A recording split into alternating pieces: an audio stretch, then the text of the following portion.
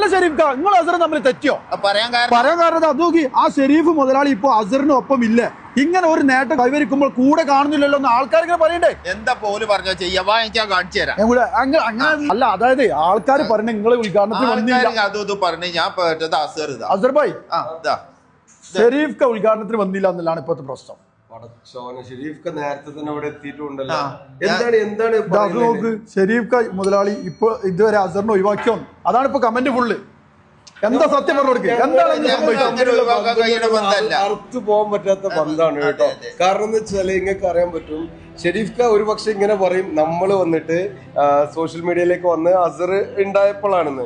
പക്ഷെ എനിക്ക് പറയാനുള്ളത്, ഞങ്ങൾ ആ തുർക്കി ട്രിപ്പ് മുതൽ ഇന്ന് വരെ എപ്പോഴും എത്രത്തോളം ബോണ്ടാണ്, അത്രത്തോളം ആര് തകർക്കാൻ ശ്രമിച്ചാലും ഞങ്ങൾക്ക് തകർക്കാൻ പറ്റൂല. ഇറ്റ്സ് ഇമ്പോസിബിൾ ആണ് അല്ലെ? ഞാൻ എന്ത് തിരക്കുണ്ടെങ്കിലും നിങ്ങൾക്കറിയാം, ഞാനൊരു ലൈവ് എന്റെ ഗിവ് അവേയുടെ അതിവിടെ വന്നു, അതിനോടിയതാ ഞാൻ. ജനങ്ങൾക്ക് കൊടുത്ത വാക്കില്ലേ. വേറെ സംഭവം ഉണ്ടല്ലോ, അതിന്റെ ഓഫർ തീർന്നോ?